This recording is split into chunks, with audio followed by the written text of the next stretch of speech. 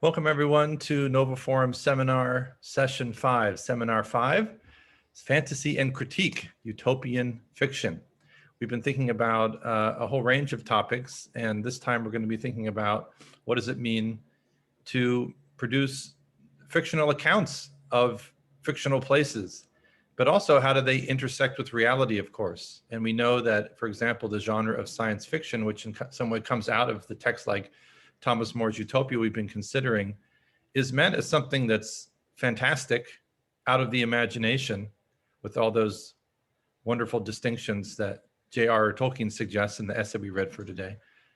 But they're also meant as a critique of reality, as a kind of alternative space in which to think about ways that things could be better, or in some cases, ways that things could be much worse. We know also that tradition of dystopian fiction. So today we'll hear from several different participants in our seminar. We're looking forward to it. Professor Amy Cannon from USC on the limits of paradise, Butler, Morrison, and rewriting Utopia in our first session. Then after a break, we'll come back, and our own Professor Stefano Rebeggiani will be hosting Professor Giuseppe Pizzini from University of St. Andrews on J.R.R. Tolkien. We were delighted to read several things, that interview or that piece about Toni Morrison, and then a short story from Octavia Butler for the first session, and then the letter and the essay from J.R.R. Tolkien, hard copy here, for the second session. So we look forward to all of those.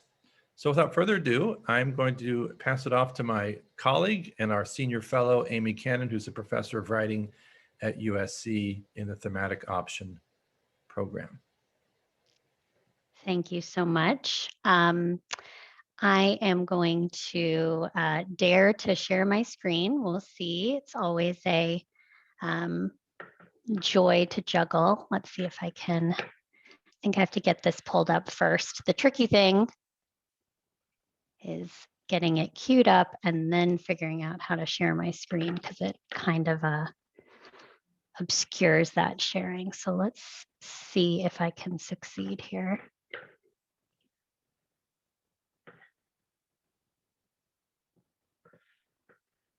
All right.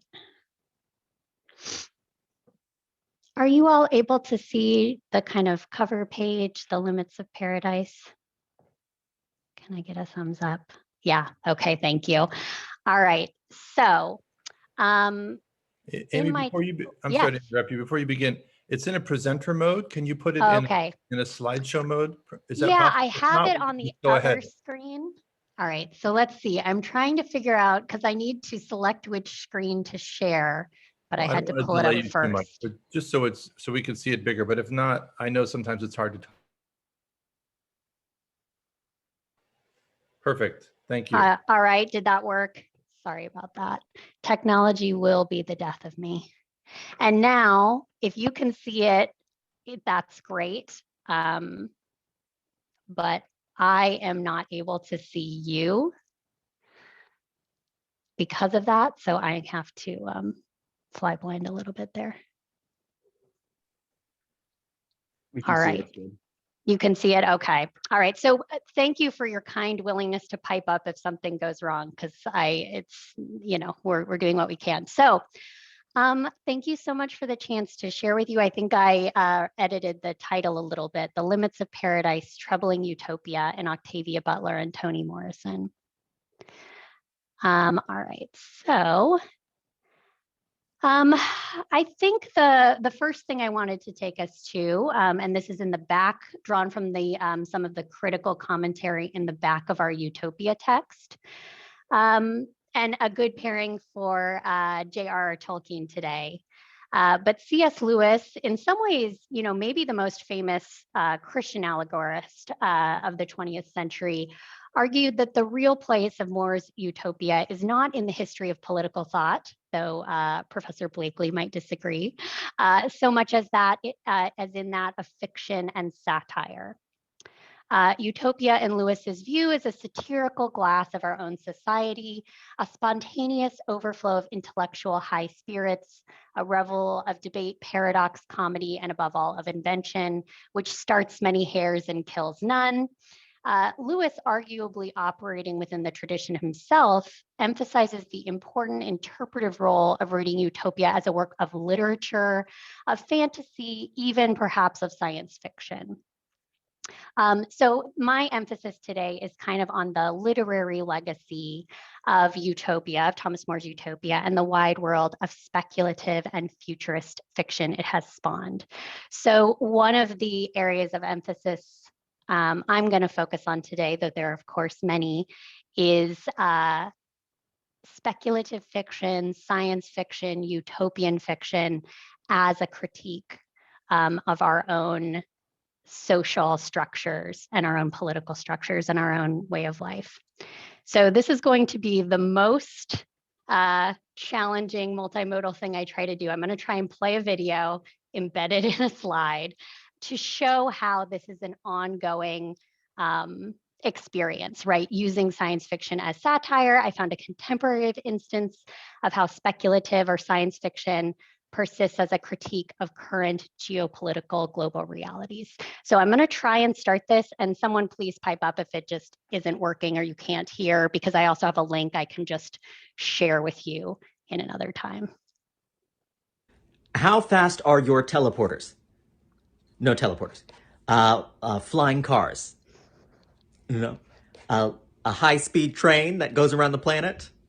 No, you don't have that either. Okay. What about, does everyone have health care? Is there enough food to go around? It looks like some people are starving. You do have enough food. Then why isn't it logistics? You want me to write logistics? Okay. Starving because of logistics. Have you colonized any other planets? Not even Mars? It's right down the street. I mean, things could be worse, right? Imagine if you were still fighting over resources. Oh, you do? You have big wars? Oh, and you have a pandemic. Right now, you have a pandemic. Oh, no, it's... Jason? Bring the sanitizer. Thank you. I understand you have a very charismatic little biped called a dodo bird. I would love to meet one. Could you bring me a dodo? Could you show me a dodo bird?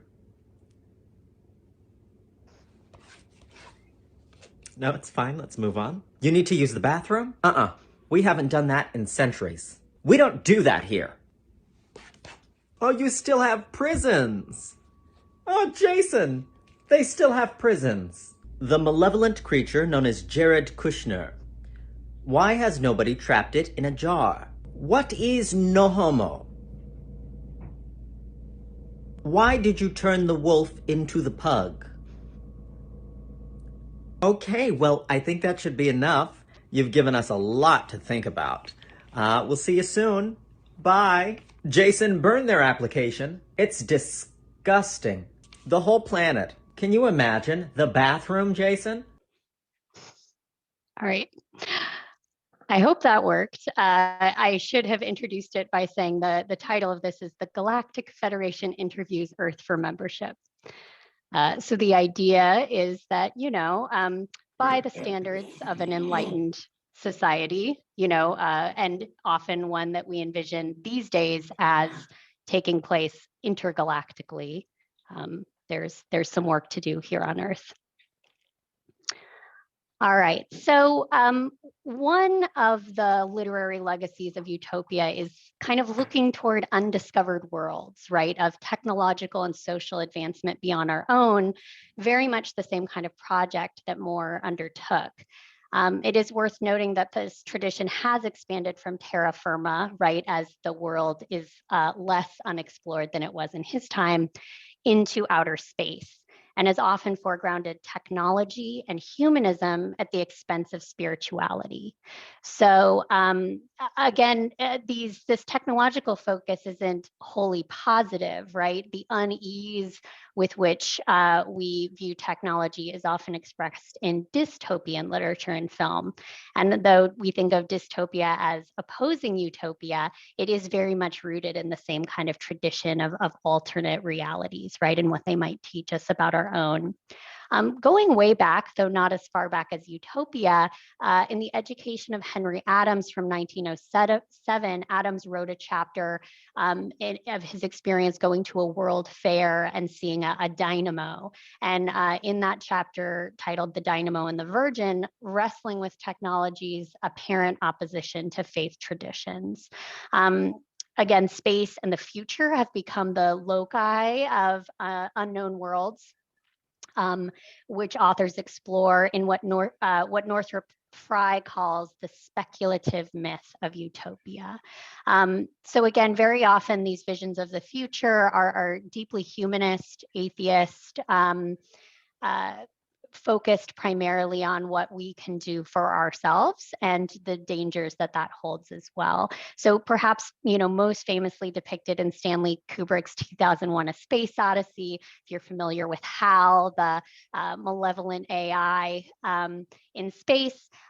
Interestingly, even, in response to something happening in 68, just as a kind of reminder that there always has been kind of a countervailing, perhaps more spiritualist voice.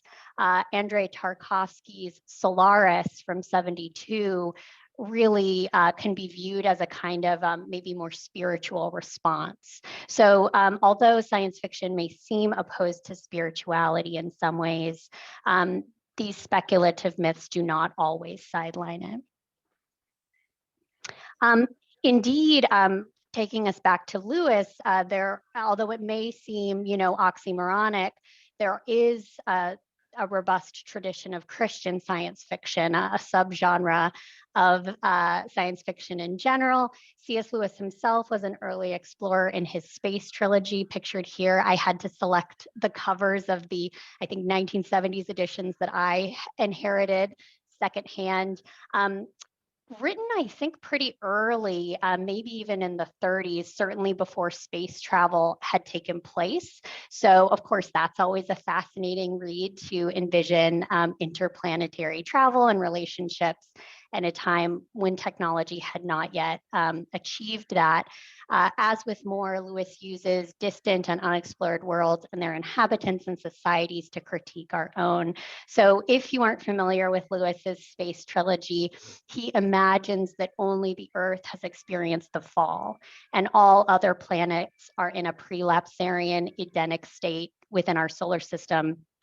And as you can imagine, right, Earth explorers, scientists, anthropologists, wreak havoc wherever they go, sort of carrying humans' kind of colonialist tendencies and sin nature to these previously unpolluted worlds. The first author of our real focus today, however, is not C.S. Lewis, though, again, he's a good companion to Tolkien, but Octavia Butler. So if you aren't familiar with her work, I'm a big fan. I actually live in her hometown of Altadena, California, and the Huntington Library has a lot of her, has the collection of her papers, has done a number of exhibits on her work. If and when you're able to move freely about Los Angeles in the after times, I do encourage a visit to the Huntington Library to see some of her work there and the beautiful gardens. But she's a prolific and groundbreaking science fiction author, famous for her book Kindred, The Parable Duology, and Hugo and Nebula award-winning short stories. She's also an early forerunner of what's known as Afrofuturism, so speculative and science fiction concerned with the futures of the African diaspora and African American narratives in particular. Perhaps you may be familiar with Black Panther, which is an instance of a text operating in that tradition. Although her works are often darkly dystopian, spirituality and religion do play a prominent role in her short stories and her novels. And Butler stated that for her, the very act of trying to look ahead to discern possibilities and offer warnings is in itself an act of hope. She's often critical of religion, depicted in her work as fundamentalist or supremacist in nature, particularly in her parable books. But she takes faith seriously, both in her depiction of the protagonist, Lauren Olamina's Baptist father, and of Lauren's development of her own religious faith and sacred texts, which over time throughout the novels spread throughout the galaxy. So we sort of see the early seeds and foundation of a new religion in her text, and one that's very central to the narrative. For today, however, I ask you to take a glance at the Book of Martha. She, in her epilogue to the short story, says it is her Utopia story and that she doesn't like most of them because she doesn't believe in them. It seemed inevitable that my Utopia would be someone else's hell. So of course I have God demand of poor Martha that she come up with a Utopia that would work. And where else could it work but in everyone's private individual dreams? So I had you take a gander at that text for today. And I wanted to just take a little bit of time to hear, especially from our junior fellows, what you made of that vision of utopia, that understanding of a human relationship with God, though clearly sort of fantasy and speculative in nature. And the questions it raises for you, or your perception of the way it may shape our perspective on utopia and the limits of utopia in particular. So I ask, what does Butler offer us in considering the limits of human efforts toward a kind of perfect world? How does Butler highlight the role and perspective of the disempowered and downtrodden, even or perhaps especially in a society that views itself as it may be at least even on the path to a kind of utopian future? What do you make of the way God is characterized in this short story? It's certainly not a traditional depiction, but I think it has some interesting things to say. And what do you think about, our view as humans in aiming at utopia? One of our junior fellows last time around, I think, or perhaps it was a visitor, talked about, the desire or the charge to kind of immanentize the eschaton. But if that is out of our grasp, should we try at least to imitate it?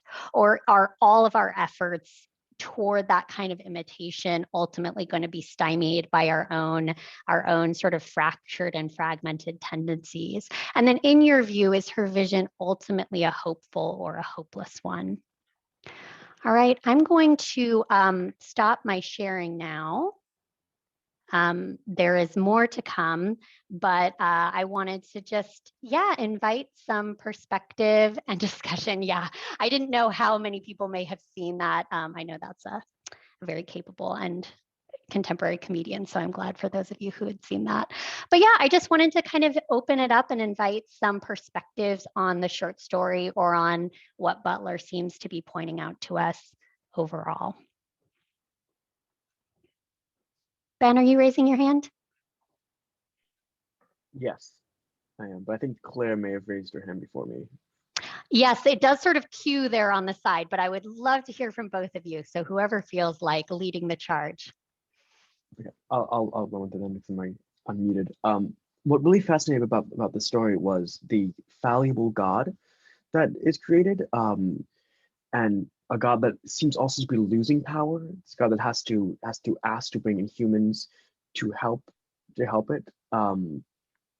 And there's in some ways I found the story very pessimistic in its view of utopia. That not even can the human character not imagine utopia, but God seems to be unable to and a God that seems to only ever see the faults of utopia, has tried many times to create utopia with people, but only ever sees the faults. And we're left at the end with this. I believe there's a hope there. I believe that there is an intention that maybe this idea will work, but the unknowing of it and I'm particularly in our discussion about particularly a Catholic utopia, that if God doesn't know where utopia is, doesn't know how we get there, how can we know how we can get there? That's my thought. Absolutely. Claire, I'd love to hear what you say. I saw you nodding along, so it seems like it's probably coherent with what Benjamin was saying. Yeah, I just wanted to speak into the question about like, what about this characterization of God, and is it a hopeful story? I agree that this God is very different from depictions that we see in other stories, other parables, and it made me incredibly uncomfortable with the idea that like God doesn't know what the good thing is going to be, but also that God places so much pressure on Martha of, hey, you are the only one who can do this. I can't do this for you. I'm not going to tell you how it goes. Just do it. It almost feels like God is putting Martha in a position where like she can say no, but not really. But also if she does the right thing, like she won't ever know. And God will just be like, aha, yay, the right thing happened. But if she does the wrong thing, I mean, she still won't know, but God will know that she did the wrong thing. And I don't know what comes of that. So it was really unsettling to have this depiction of God, particularly in some of like the things that he says or she or whichever manifestation comes out. But it was very unsettling to have the God who has control of everything, but also doesn't really know what the right answer is and is making somebody else figure out. It's a very strange concept if you're used to the omnipotent, benevolent, like omnipresent God concept. And then as far as hope, I didn't think this was hopeful at the end, which was also unsettling, because I love when things are grounded in reality, and for the best parts of life to be restricted exclusively to dreams, even if they seem more real and more tangible than the reality, it's just pathetic. Like not in a derogatory sense of pathetic, but just sad. And so if that's the utopia, then man, like why is there a life in the world at all? What is it oriented towards except like going back into this fictional realm that for each individual is really great. I don't know. I'm curious to see also like if what Octavia Butler's thoughts are on relativism, because it almost seems like it's a relativist utopia. But also like since God doesn't have an objective sort of like this is the one utopia for everybody solution, it's just kind of how do we navigate all of that? But I loved the read. I am totally going to deep dive into future Octavia Butler works because I think her writing is just exceptional, but poses some really interesting questions. Absolutely. Yeah. Anne-Marie. Yeah, I just wanted to comment after Ben and Claire, because I also had an odd reaction to this God. And in particular, it was like the twist on the coming to Jesus moment. Like you get a lot of narrative in pop culture and about like Christian writers and lives of Christian writers when they have a kind of conversion, be it to the faith from a different faith, or if they're already Catholic and then they kind of like catch on to it more and they move from being sort of culturally Catholic to like philosophically Catholic, it's happy. And for her, it's like very uncomfortable. And I actually thought it was fairly realistic that this isn't always a happy thing when you come to this realization that there is a God and you have to acknowledge him. It can be very inconvenient. And she keeps reiterating this inconvenience again and again. And that's the first time I've seen that in a literary piece like that. And I thought it was just brilliant. Yeah, wonderful observations all. It's interesting to hear, and I'm so grateful for your kind of sharing your range of responses. And it certainly is an unsettling text, right? I don't think any of us would take it as this, comforting or assuring depiction of God or of the world. But it is interesting, even hearing the ways that we're kind of discussing, there are things that come to mind for me. So clearly this is a kind of immanent or emergent theology, right? The idea of a God who's sort of growing alongside the world and sharing its limitations, which obviously I think is kind of can be a troubling picture, right? Because it is a limited God in some ways. And yet some of the articulations of Martha's struggle to me really echoes someone like Mary or someone like Jesus, right? Being given a task beyond what may feel possible and beyond what you may know in that moment in your sort of embodied human experience. I think too about the sort of ethical quandary of saying like, but what if we don't know what we're doing is right? And, you know, the ethical uncertainty of attempting to do good in the world where things often are a very mixed bag and where we won't usually this side of heaven, right, get a kind of channel or confirmation of that experience. So that kind of ethical ambiguity and also the idea that there's a level of personal responsibility in the face of that uncertainty, I think does have real emotional resonance for me. I also am thinking about, honestly, the hard global situation we're in right now and how often we do turn to dreams, right? How often we do turn to narratives.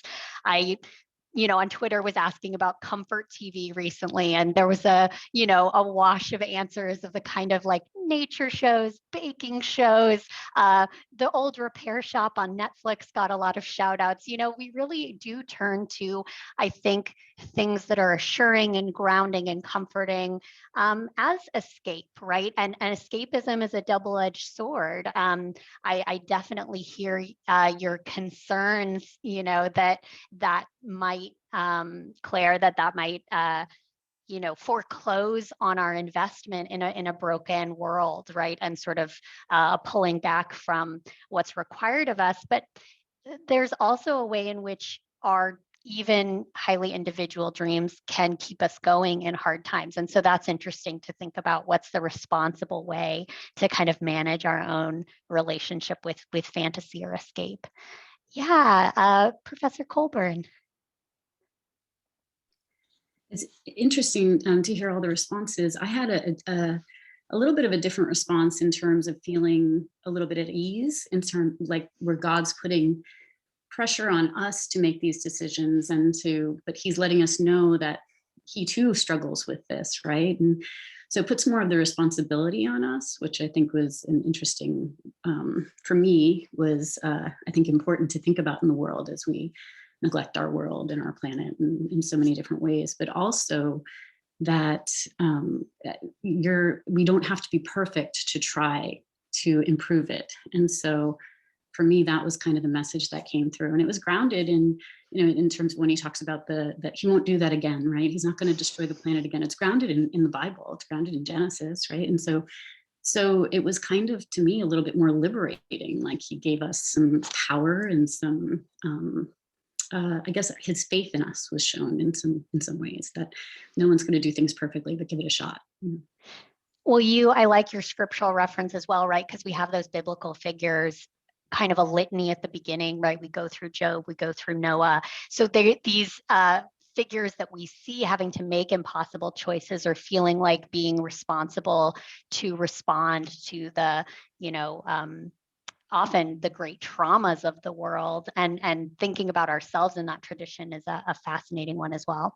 All right, I'm going to go in order. Mary, then Anna, then Ben, and feel free to just unmute yourself once the previous person has shared. Okay, yeah, I just have a quick comment. I thought it was interesting. I also was very unsettled by this guy, but I also, in a weird way, was like, is he sarcastic? Is he I don't know. And I think I put it together because it's a Black woman writer. So someone who has not experienced privilege.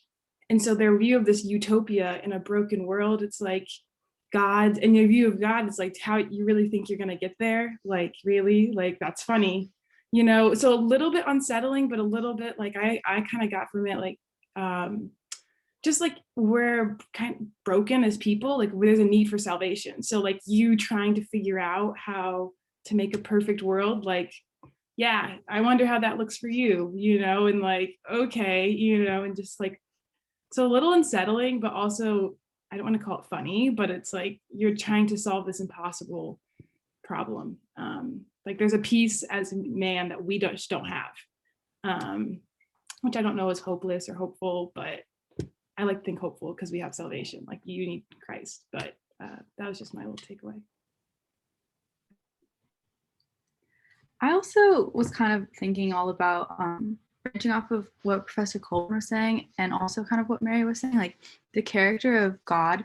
One of the parts that stays in my mind is when she asks, like, is this a game to you? Are you playing with us because you're bored? And he answers half of that. He's like, I'm not bored, but he doesn't really answer the question of if he's like playing with them. And so I thought that was kind of interesting, like if he's like deliberately avoiding that, because I was kind of interested in that question too, because he seemed kind of like playful before that as he was going through that. Like through the whole story, it seemed kind of like, oh, we could try this, we could try that. It was a very like playful attitude, but he wouldn't answer the question if he was like playing with humans or if he would consider that playing with it. But I thought like kind of it goes back to what Professor Colburn was saying, and like how like it's hard to get it perfect. Like God doesn't even seem to exactly know like how to get it perfect in this story. And I thought like kind of the way I branched off of that and thinking was like maybe he like never expected her to get it perfectly. Like yeah, it's an impossible task, but like if he like he just chose somebody. He said he could have chosen somebody with even a more unprivileged upbringing. He could have chosen somebody like the people she was afraid of who would be like careless or like would take advantage of this opportunity. And so I just thought it was pretty interesting how like yeah, he chose her kind of at random. I mean, not really presumably, but like one of many people he could have chosen. And he like even though she has all this pressure to get it right, and we're talking about oh like it's such a big responsibility and makes her uncomfortable, like I don't think she expected herself to get it perfectly, and I don't think God, whether it's this text God or like the one that we more think of outside of this text, like would really expect Martha to be able to come up with a perfect utopia, especially with just one change, like name one thing that would fix everything. So I just thought that was kind of interesting with like the playing, but you can never get it right. But are you really supposed to get it right or expected to?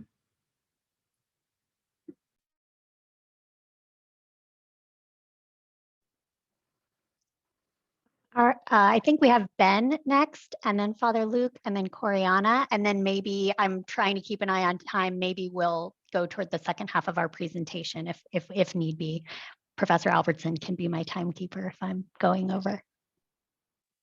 I decided to speak twice, but I just think it's something Professor Colburn said about mentioning Job and Jonah and Noah, and how they're all Old Testament stories. And I think something really interesting in that this conception of God reminds me of a very Jewish conception of God. That's very different from the way that most of you here who are Christians conceive of God, particularly because this is a genderless, raceless God. And I don't really know what to do with that. This idea of like there's struggle with God, where Martha struggles with God, and is the path is the unclearness of the path is actually much more familiar in the Jewish tradition than in perhaps the Catholic or more generally Christian tradition. I don't know what to do with that, but that was an observation I just wanted to make.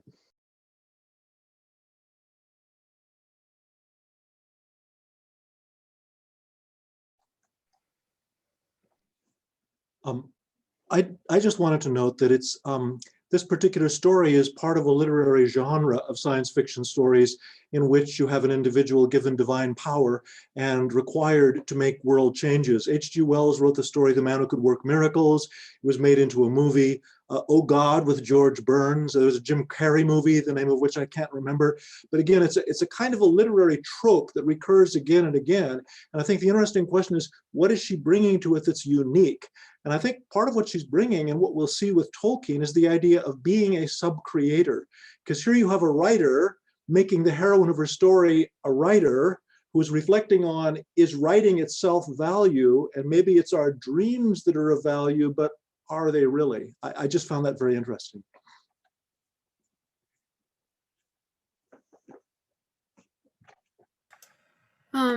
So I wanted to just kind of take off of some things that have been said regarding is utopia possible, and also why was Mary chosen? I think when God says, I chose you for all that you are and all that you are not, I think that kind of sheds a lot of light on those issues. I think something that I think it's like this is unsettling in some ways, like when I've read Dante's Paradiso, I find that unsettling as well because it's just so static.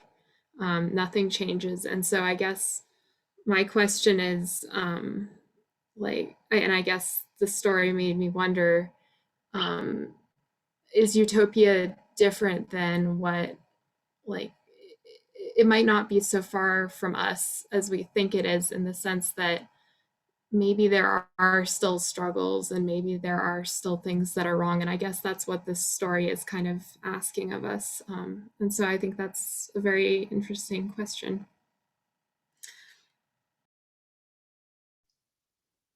Absolutely. Yeah, thank you so much for the rich discussion in the chat and for all those of you who shared. I often find these uneasy or challenging works so productive for our own thinking and for our own discussion. And it certainly is operating in much larger traditions, so we can allow it to kind of bounce and reflect back within that tradition and see what it offers. Professor Albertson, am I right that I should sort of shift to our second half here? Is now a good time for that, or do we want have all the way up until 10:30, so we have Okay. 50 minutes left. Okay, all right, and we'll probably take a break then, right, between our two discussions. All right, well, right. why don't I just take a little bit of time, and Professor Albertson, if you would be so kind to let me know whether I'm sharing presenter view again, or if I can get this back up. Are you able to see the presenter view or the regular view, the large view? We see the large view. Okay, thank you so much. All right, I did want to turn our attention to one more author today of a text that I have here. Toni Morrison, the late, great American author. So one of America's most celebrated and persistent literary voices, for my money, one of the best English language writers that we have.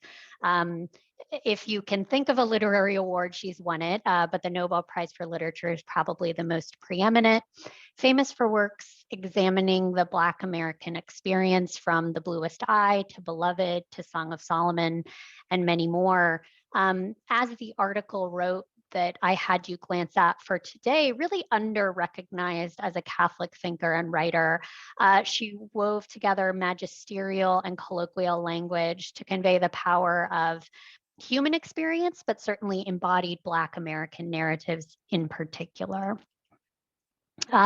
So this is kind of drawn from some of the stuff I had you read, but just to give us a sampling, Cornell West says, you know, Toni Morrison is Catholic. Many people do not realize she is one of the great Catholic writers, like Flannery O'Connor, who Morrison really was fascinated by and thought was kind of undervalued.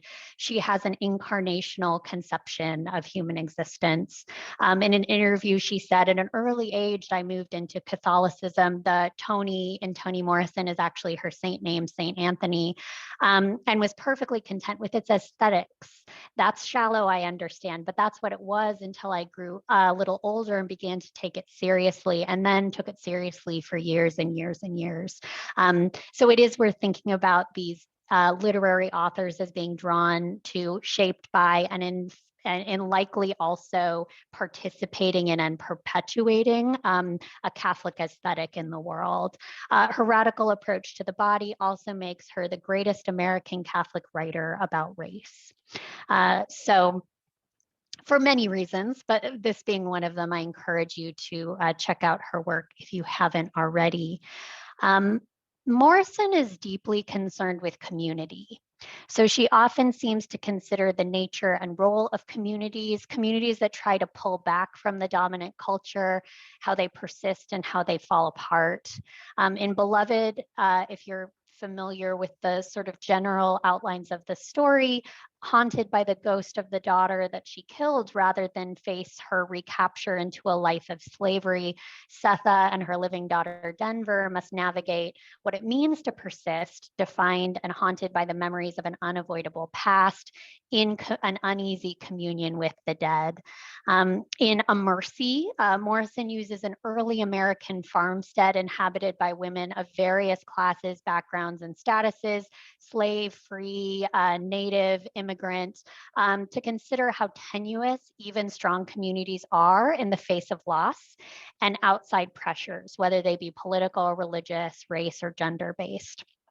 So thinking about the kind of frailties of community, its tenuousness and its value feels like something that characterizes Morrison's work throughout.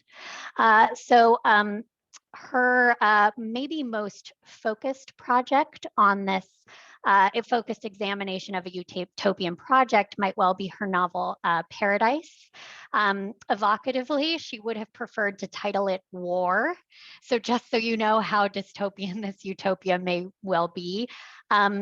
Where, as with Butler, so this is a consistency I've noticed across the two, a traditionalist, fundamentalist, and exclusionary faith community is pitted in deadly violence against a more expansive and varied spirituality. I do think this quote, which I had I think I included in the reading for today from Paradise, is really evocative.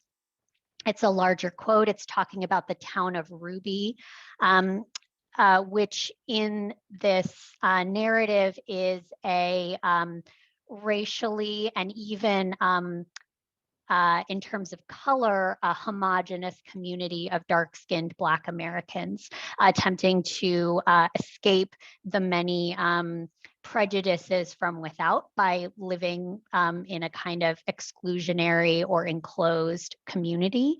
That town is in tension with what's called the convent, a nearby community of women from various walks of life. We know from various racial, ethnic, and social backgrounds, but we aren't able to tell who is who in that narrative. And that's very conscious on Morrison's part to kind of trouble our expectations or our perceptions of those characters.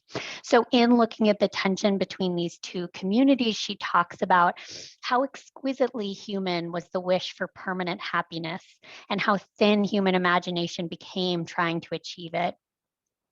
She also writes, how can they hold it together, he wondered, this hard-won heaven defined only by the absence of the unsaved, the unworthy, and the strange. So really a reflection on the kind of attempts at utopia that happen on Earth and its inherent limitations, how thin the human imagination of utopia really is. Of the novel, Morrison writes, raising these questions of identity seem most compelling when augmented by yearnings for freedom and safety, for plenitude, for rest, for beauty, by the search for one's own space, for respect, love, bliss. In short, how to reimagine paradise, an interrogation into the narrow imagination that conceived and betrayed paradise. So again, a real focus on the limits of human imagination when we go about the political, social, and deeply human project of aiming at a utopia. This was based on the historical reality of a Black American land rush to Oklahoma Territory, which was true of many Americans, including Black Americans, but noted that in her engagement with Black newspapers, for instance, advertising that there was land and community to be had, that this new land is utopia for a few. Translation, no poor former slaves are welcome in the paradise being built here. What could that mean for ex-slaves, threatened, exhausted refugees with no resources? How would they feel having trekked all the way from chains into freedom only to be told, this here is paradise, but you can't come in? So even in communities that obviously faced all kinds of historic oppression, she notes that there are still striations, right? There's still segregation. There's still a sense of being worthy or unworthy for these kind of utopian communities, envisaging of a new territory in the West. The idea of paradise, she says, is no longer imaginable, or rather it is over-imagined, which amounts to the same thing, and therefore has become familiar, commercialized, even trivial. So it is fascinating to think of our many utopian tales as being a kind of over imagination of what's possible, and that in itself can place strictures and restraints on the human capacity to imagine a new kind of political or social structure. Exclusivity, she says, is still an attractive, even compelling feature of paradise because so many people, the unworthy, are not there. Again, the idea of maybe as humans needing to decide who are the blessed and who are the damned is inherently a bankrupt project, right? But a deeply human tendency nonetheless to try and discern and delimit those boundaries. Thus, paradise as an earthly project, as opposed to a heavenly one, has serious intellectual limitations. And that's kind of what I take to be one of the pieces of wisdom that we can really receive from her. So my kind of overall takeaway, and again, although I didn't want to ask you to read an entire novel, I wanted to kind of draw some summative conclusions from these two wonderful authors who I commend to your attention. Both these Black American women authors, preeminent in their fields of speculative fiction and literary prose, repeatedly remind us in their works of the limits of earthly utopia. Science fiction, of course, often delves into the dystopian, but at the expense of human spirituality, with a real exclusive focus often on kind of humanist aims, the role and the ability of technology. But for someone like Butler, it figures centrally for both her oppressive antagonists and her hopeful protagonists who suffer at the hand of one faith system while participating in or developing a kind of emergent understanding of another. For Butler specifically, her Afrofuturist vision accounts for the role of faith in constructing a human future, and that makes her quite unique and worth considering in that way. Morrison, as a deeply Catholic writer in terms of her imagination, in terms of her aesthetics, in terms of the language and literature that shaped her own writing, consistently concerns herself with the nature of embodied, suffering human life and fractured and fractious human community. In her novel Paradise in particular, she crafts a community apart from America's legacy of racist inequality, but still discovers at the bottom the human impulse to segregate, exclude, and enact violence against difference, against apparent threat of other communities. Both Butler and Morrison offer a counterpoint to utopian visions by examining what those divisions depend on, whose backs they're built on, and who they are structured to keep on the outside. And I think even only from that point of view, they're worth our consideration and conversations about utopia and about utopian communities. Both center the role of a faith that's hard to identify in the convent in Paradise or in Lauren's New Religion Earthseed in the parable novels that challenge an easy category, but do play a central role in these very human utopias. In both cases, there's a real critique of fundamentalist intolerance, but not to the exclusion of religious faith overall, right? Even the communities that seem to be more inclusive, be more hopeful, be more generative, spirituality and even religion in particular play a key role. And from both authors who seem to have a lot of embodied and lived and literary wisdom about the human experience, I think those are a worthy consideration to kind of keep in mind. All right, so that concludes my presentation, but I am curious, I know with Morrison, right, that there was sort of less text for you to view. If any of you have read others of her works or perhaps Paradise, so I know it's a lesser known novel, I would really love to hear your perspective on what she has to offer.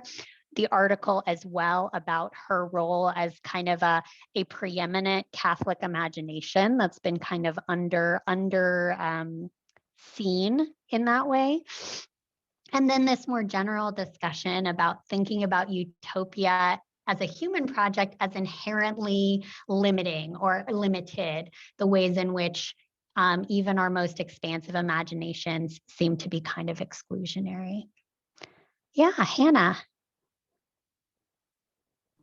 Yeah, I was actually chatting with Mary a little bit about this, but what I feel like I'm just so like taken aback with in both Toni Morrison and Octavia Butler's texts is just how like corporeal sort of the language and tangible and you can taste it and sort of things like that is sort of around God and what these views of what a utopia is. For the first time, it's kind of not this weird, heavenly, lacy, fluffy, like sort of like white dream sequence utopia version of God, and instead it's like sort of what is.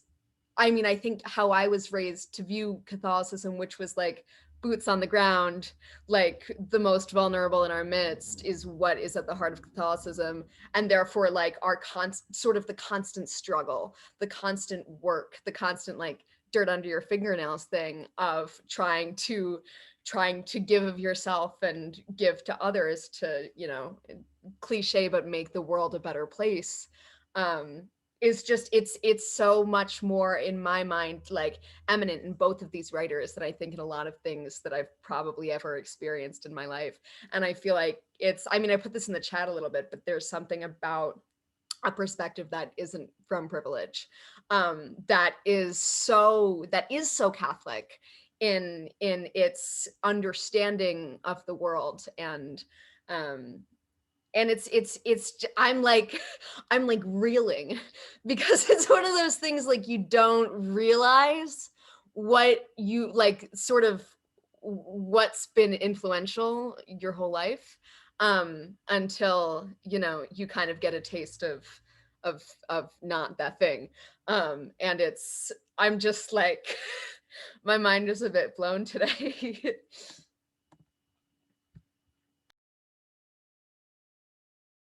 I'm muted. There we go.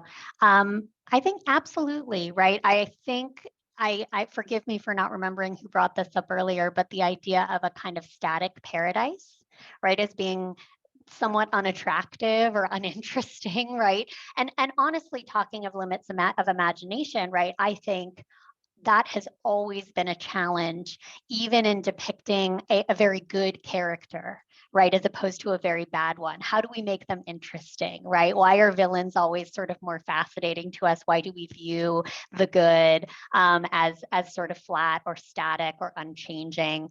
And I absolutely think, however we conceptualize a paradise, right, it is very likely to be embodied, right? This vision of the resurrection, the centrality of the body to Christian theology, and the value of conceptualizing of our utopias as being kind of from the ground up rather than the top down in certain ways feels really vital. Yeah. Mary.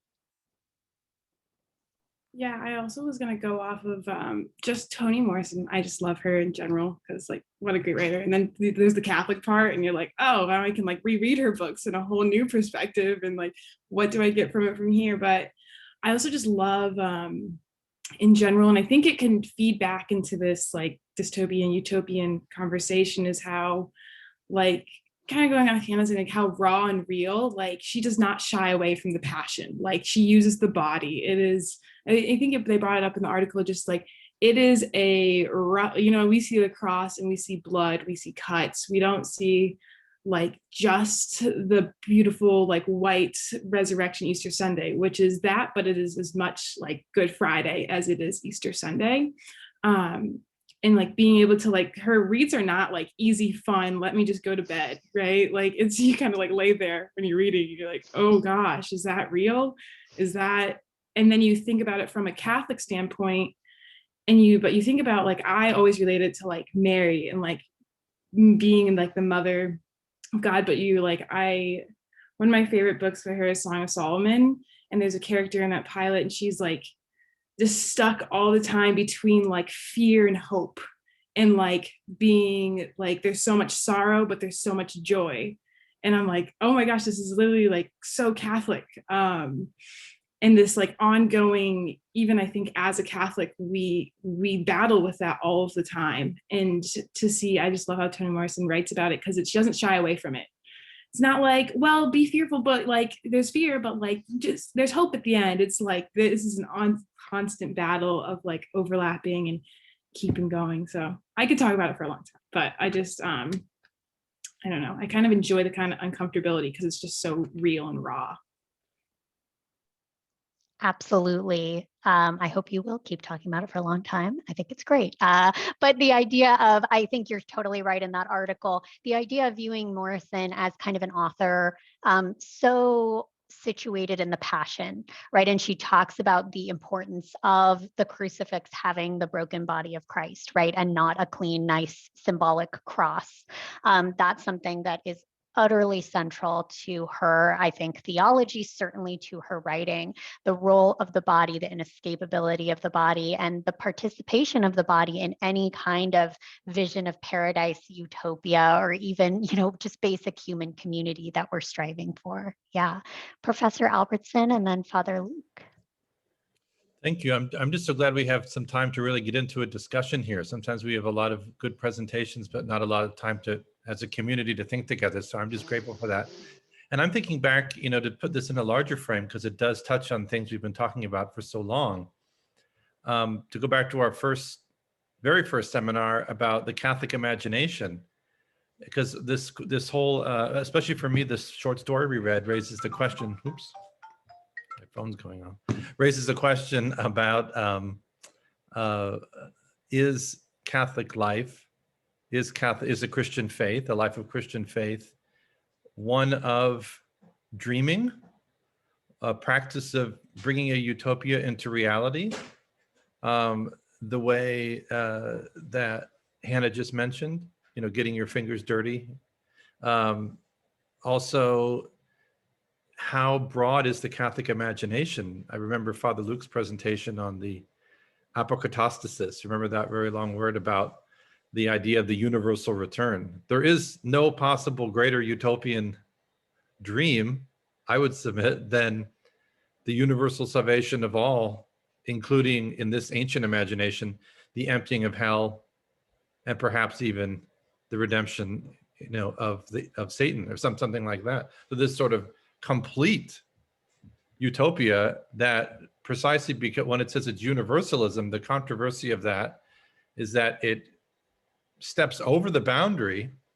That's the sort of last final boundary of the saved and the damned, right? To include every possible category of community. So it's this universal community. That's part of the power of that. So I would just invite, I'd love to hear what the junior fellows and others are thinking, in particular about the short story, the Butler story, about this function of the dream. What is the dreaming? Is it fiction?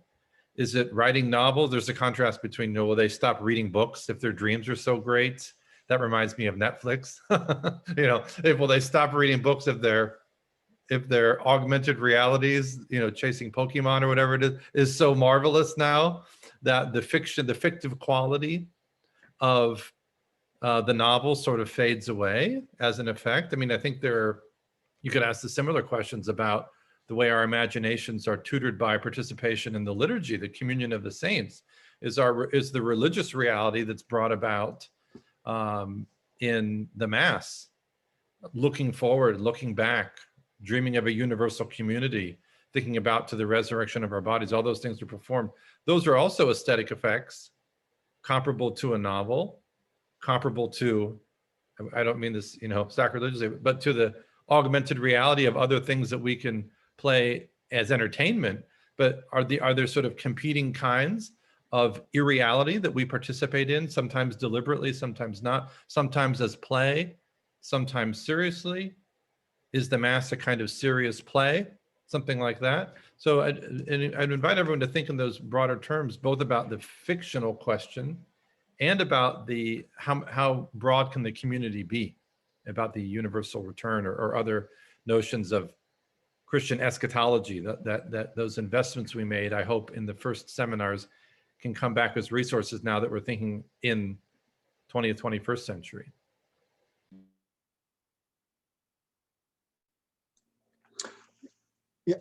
And I just wanted to add as a kind of a footnote, I'm fascinated by how much easier it is to write dystopic than utopic fiction.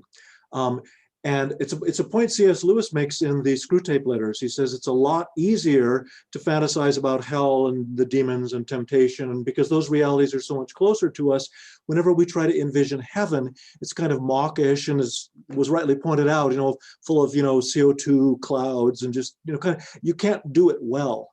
Or it seems like you can't do it well. And I think part of the problem with that is that in the West, that is in the Catholic or Latin tradition, we have a model of perfection as stasis. Once you're perfect, you can't change because the perfect has achieved its goal, and any change would be a form of imperfection. And unfortunately, that gets caught up into our eschatology, and somehow Aquinas' model of heaven is kind of very static. It's like a choir. We're just there in our choir stalls, and isn't that boring?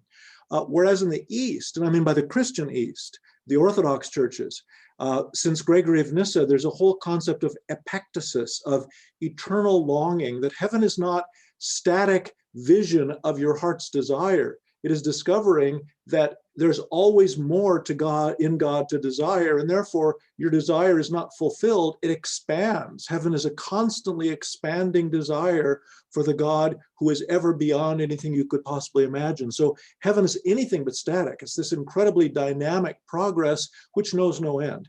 And that's a very common image in the East. I'd suggest that it's also present in Eastern liturgy. People can wander around and light candles next to icons and come and go during the liturgy as they like. There's a much more dynamic heavenly expression, whereas for us in the West, it's kind of, you do this and you do this and you do this and then you go.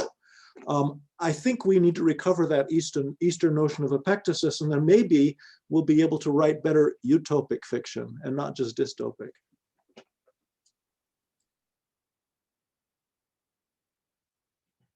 Yeah, lovely discussion. And again, I certainly invite any reflections that any of our junior fellows have about either of the texts that we looked at and the way that you see that fitting into these larger, tensions between utopia and dystopia, which are maybe closer than we would have thought, right? Or harder to distinguish at times.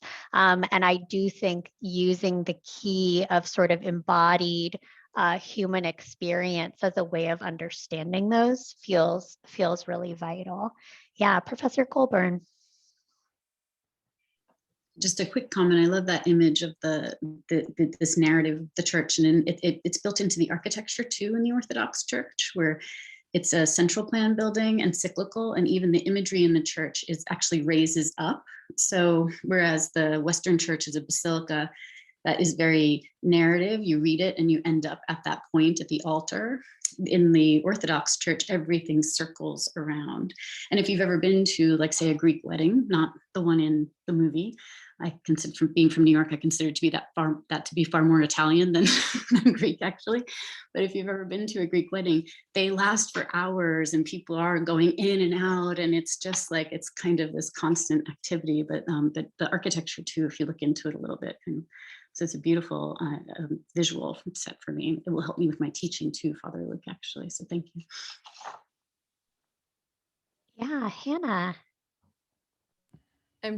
Professor Albertson and Father Luke were both like sparking my thoughts and imagination in such a similar line. I was thinking about this kind of the way that we sort of, even when we say the word utopia, or the way that we like think about what would a perfect world be, and how usually the fact that even that we think of utopia as like perfection, how there's sort of no mistakes, there's no irregularities,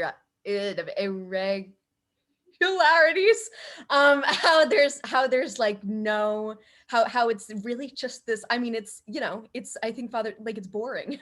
It's this really boring thing, and kind of shifting our minds to what sort of an idea of a utopia, sort of an ideal society or an ideal sort of situation, whatever, that is separate from this idea of perfect. I'm definitely not the most experienced person in Saint Benedict here, and that's for sure. However, my parents we were very close to a Benedictine monastery in Vermont. And kind of that sort of infiltrated a lot of my life, which was, I mean, I'm really not the person to be talking about this, but sort of I was always, as a child, I was always observing this life of sort of simplicity and peace whilst working, whilst, you know, being an imperfect community with one another. And of course that is kind of that, it's the actual sort of utopia is kind of being in religious community and things like that, but kind of, I mean, it's so centered on like, this is not a life that is perfect, or we're not sort of doing things that are so much like specifically like higher and like holier than thou kinds of things, but like this sort of everyday life version of utopia. And of course from both of our authors today, kind of, I think, keying in on like the very gritty version of what working towards utopia looks like, but also just kind of like what a not smoothed over like version of utopia is. And it's so fascinating, I think, in perspective with everything that we've been talking about this semester, so this year so far. I really want to pick up on what you mentioned, Hannah, about religious community as a potential vision of, you know, maybe aiming at utopia or imitating utopia again, to kind of take it back to that, because in both the Butler and in the Morrison that I referenced today, in the Butler, the parable of the sower and the parable of the seed, I think, which was meant to be a trilogy, was only ever a couple of books instead. Butler experienced real writer's block about that series, which is interesting, again, thinking about imagination of utopia. But the formation and foundation of a religious community is really central to that. It's called Acorn, the idea of sort of this very inviting alternative religious community. And then again, in the Morrison, we have the convent as this vision of a kind of alternate social structure that really does seem to break down and trouble the divisions, whether those be sort of ethnic, racial, cultural, social. But it's this balance of being different, you know, retreating from the world in some ways and still being very much embodied and enmeshed in the challenges of human community and others. So the idea of a religious community as a kind of model or attempt or aim at a kind of maybe a more lived and embodied utopia, and one that I'm sure Father Luke can speak to, does not attain perfection, right? If it involves human beings, there's still all the things we carry with us. But it does make me think, you know, I had a professor in college who was just sort of like, what do we think paradise is, right? When we think about Eden, do you think if you fell, you wouldn't scrape your knee? That's weird, right? Like to say, like, were we all superheroes bouncing around? And if you get cut, would your body not bleed and heal, you know? So just for me, the idea that our visions of paradise have somehow become like those static or progressive frescoes, or something that is unimaginable in ways that are unhelpful, that it somehow distances it from our lived experience in a way that keeps it from feeling as rich and dynamic as life on earth. And why would it be anything less than what we've already experienced? Yeah, Father Luke. Yeah, I think your point about religious communities is a kind of a paradigm, or I think one could even call it a myth, a mythos, where you have a kind of an ideal of trying to live out heaven on earth. And in fact, that's been a theme throughout monastic history. The angelic life, living life in community as we imagine heaven to be, is something that crops up again and again. And one of the intriguing things, and again, I don't, maybe in my last comment about perfection, I was kind of down on the Western model. Actually, the West has a much more vivid, dynamic, and complex attempt. Most of them have been failures, but attempt to do all kinds of different experiments on what this utopian life and religious life might be. Up until very recently in the Orthodox churches, if you were a monk, you were a monk. If you were a nun, you were a nun. There was no such thing as an active order, you know, people who would be working in hospitals, people who would be, you know, doing that kind of thing and wearing habits. That's changing in the Eastern churches. But in the West, for 1,000 years, we've done everything imaginable. And a lot of it has failed. A lot of it has gone on for a while. And to study why and what it looks like and, what were the dreams? And they were dreams of the founders, which sometimes came to fruit and sometimes died out. And what about the ones that are reborn after phenomena like the Black Death and Napoleon? And it's a fascinating study, and I hope we don't just do it from a historical standpoint, but we can do it from the mythological standpoint as well. What is the mythos that is part of the Catholic imagination in this strange and wonderful phenomenon of religious communities? And but that's another subject, and I would go on far too long if I kept talking. So.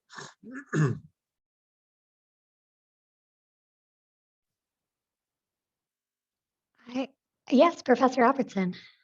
I couldn't find my yellow hand, but I wanted to share. I was reading with great interest. This is at the bottom of I don't have a page number, but it's toward the end of the story in the Butler story. And this raises the question of not just fantasy and dreaming, but also the other side of critique. We can imagine the monasteries in Western Europe from the maybe 8th century, 9th century on, Charles the Great, and the promulgation of the rule of Benedict across Western Europe, that they began to be not just islands of order and sort of, the libraries, the book copy houses, maybe for, probably can speak better than this than I can, but for medical care, there was a whole range of social services, but they also operated as a tacit critique of the disorder and the chaos and the political violence that was happening outside of the monastery's door. Right? So sort of an instantiation of a utopia that has a permanent critical function for the functioning of the civil society in the same environs. So along those lines, in the story, the protagonist says to God, why can't the dreams be used not just to give them their heart's desire when they sleep, but to push them towards some kind of waking maturity? And she continues, God says, it can be that way if you like. And she says, I do. I want them to enjoy themselves as much as they can while they're asleep inside the dream, but to be a lot more awake and aware when they are awake, a lot less susceptible to lies, peer pressure, and self-delusion.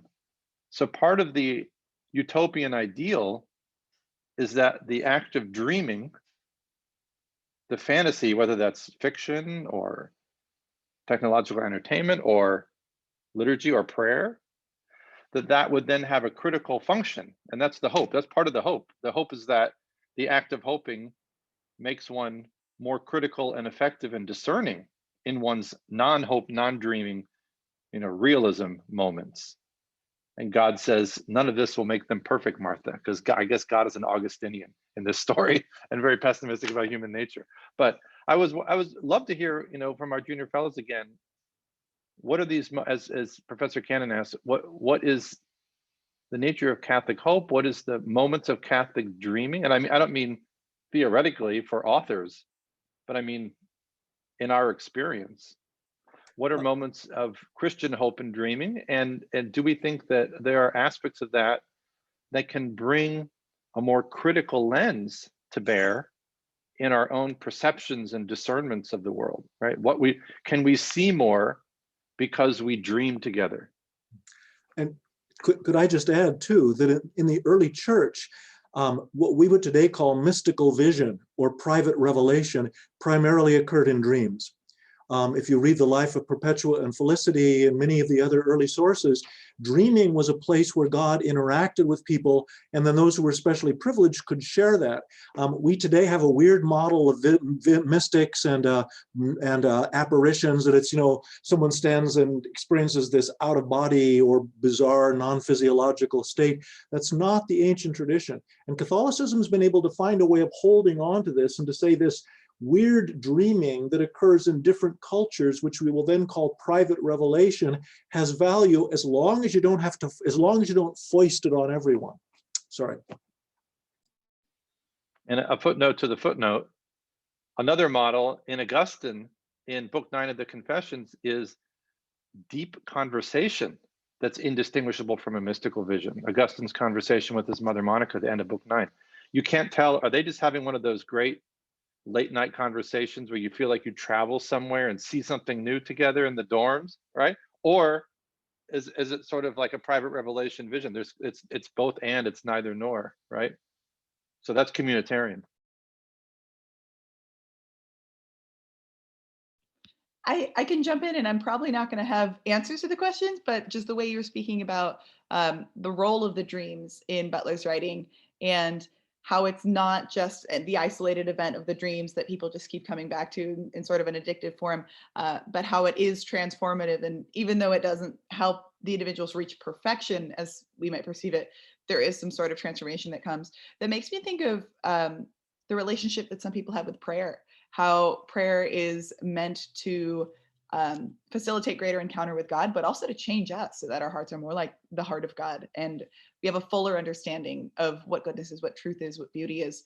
So that was just kind of a note that I wanted to make of that relationship between the dreams of Butler's invention and the change that comes from that, and how many people approach prayer in a similar vein of this, like both out of like this desire to have whatever the object of the prayer is or whatever the object of the dream is, but also a willingness to enter into some sort of transformation that wouldn't have come otherwise, that hopefully brings the person to a fuller realization of like a better version of himself, to not be cliche. Yeah.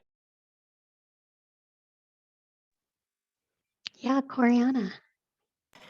Yeah, I would kind of jumping off of what Claire was saying. I think that when you're talking about the role of whether it's prayer or some kind of hope that you have for the future, I think you have to find a balance between, you can't use it as sort of a form of escapism, because then it's just kind of detached and it's just outside of what's really there.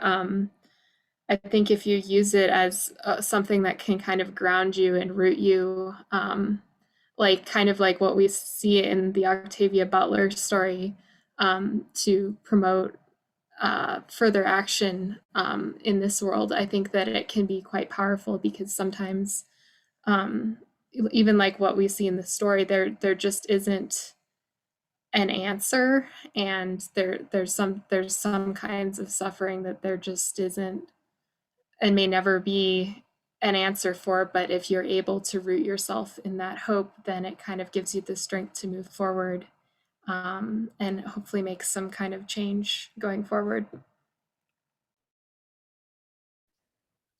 I wouldn't have thought of it that way, but I'm really grateful for your framing of there's some kind of like temptation that dreams, that maybe even prayers and hopes can draw us toward when they draw us away from this kind of active engagement with the world, right? Or involve a kind of rejection of reality or a refusal to engage deeply with one another. So that's fascinating too, to kind of, to use Professor Albertson's word, this kind of discernment, right? This greater discernment is asked amid hopes, amid prayers, amid, aims, utopian aims. And the idea of, how do we approach those with the same kind of, real limits of understanding that I think we see in Martha, and yet this, I think, rightful expectation of engagement with the world. Yeah, Hannah. I have so many thoughts today. It's just like so fascinating. I've been thinking about dreams quite a bit recently, and kind of looking at Butler's kind of framing of like, well, what if instead of these like dreams that were kind of like escapist for people and they were mad that their life wasn't like it, what if it was sort of something that propels it? And I think kind of in the way that I see it, when we live a life of prayer, when we live a life that is constantly in communication back and forth with God, and we're constantly taking in what she, they is throwing at us, and what kind of we're receiving, and also we're asking questions about, I think that's what dreams become. is that they become this sort of jumping off point of, oh, that's interesting, how do I use this to kind of to move forward, versus like pulling back and retreating into that world. Yeah, and I think it's you know, prayer and sort of critical thinking about ourselves and others around us and God that allows us to take the dreamscape out of just, you know, out of just a little corner, a little cave to hide in from reality, and moves it into a metaphorical trial ground for how we interact with the rest of our lives.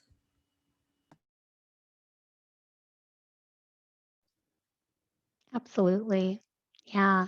I think the role of vision, right? And visions understood, you know, vision understood more broadly to actually encompass things like religious vision, but also, you know, I think it's easy again to tend toward the dystopian, or to really see how readily our attempts at utopia kind of collapse. If you're interested in sort of more exploration of this, there's a podcast called Nice Try Utopian that it just explores different utopian projects across history and around the world, from Jamestown, for instance, as this very religious project of a kind of attempted utopia, to Chandigarh in India, which is very modernist and explicitly secular attempt at utopia, all of which, as you may guess, sort of fell apart in different ways.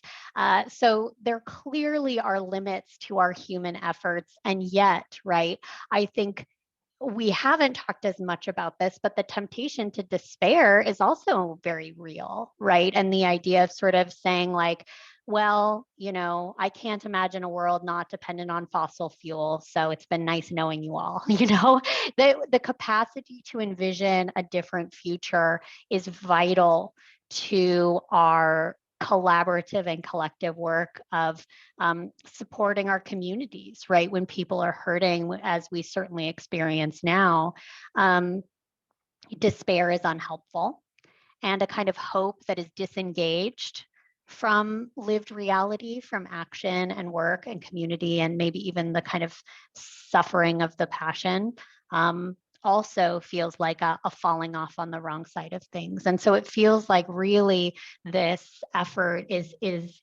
in the kind of pain and tension of attempting to live in this world with this visions, you know, of paradise as a guide, even as we kind of falter in our path. Yeah, Victor. Thank you. Now I'm a little confused about this question posed by Professor Albertson of how hopeful can we be as Catholics? Because in the prayers, we say a lot of things that remind us of our fallen nature. And we say, for instance, we are the outcast son of Eve, and we are like shipwrecks, like survivors of a shipwreck. So are we even allowed to expect to create something that wonderful here on this outside of heaven? And I think that notion of a fallen nature is one layer, and then this other layer of what you mentioned about how suffering can give us another perspective of things makes me think of how the experience of Black people, in the case of these two writers, make them more aware of the potential of human nature for evil. So probably that's why it's not that optimistic, the perspective of Utopia. But yeah, I'm just confused now.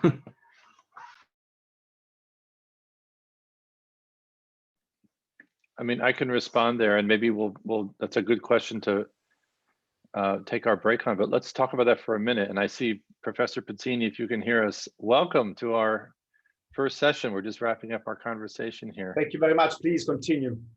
It's good to see you. Welcome. Hello, everyone. That's a great question, Victor. I'm glad you brought it up. I was going to mention something along those same lines. I think part of Pope Francis's wisdom at the moment is that he sees the call to be realistic as right now maybe a greater temptation, because we are in a situation where all the problems are so conspicuous. And I think maybe zooming out historically, now this is just my personal point of view, but the Christian imagination, especially the Augustinian pessimism about the capacities of human nature to do good and to organize just communities, has so profoundly, I mean, it's true, but it's also been so pervasive that that's a note we probably don't need to sound anymore. I mean, zooming way out, but this has been something that's been very, deeply formative, even in our notions about what are political communities for, how successful might a fusion of religion and politics be, not very successful. Why? Because human nature is not capable of pulling that off. So that note of realism and lowering expectations and just get through your life as an individual and don't spend too much time, binding up the wounds of the Samaritans on the side of the road because it's probably not going to go that well. I mean, that sort of pessimism can also have deleterious effects. And I think maybe there is in the 20th century in Catholicism, in the a skepticism about utopian projects because of this worries about communism. But I think part of Pope Francis's wisdom, and maybe part of why there's a little bit sometimes of friction because we're in a moment of pivot, is that there's another danger, at least another one. Maybe that other one, as you point out, is a real one, the danger of too much optimism. But there's also a danger of too little, which can lead to a kind of retrenchment and a building up of barriers, right? And a lowering of expectations and hopes, and just trying to get to the end of your life with sort of staying as untainted by the world as possible.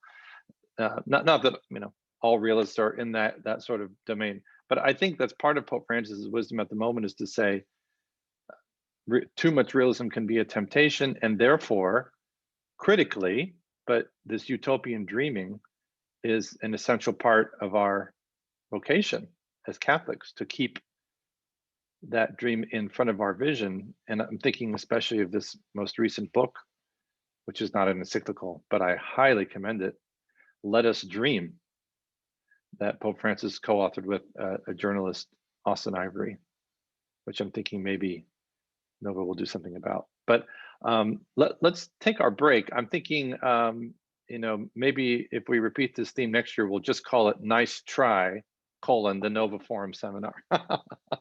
What a wonderful name for the podcast. And I'm looking forward to our show notes, this time having Gregor of Nyssa, Augustine of Hippo, and Bruce Almighty, consecutively, only at Nova Forum.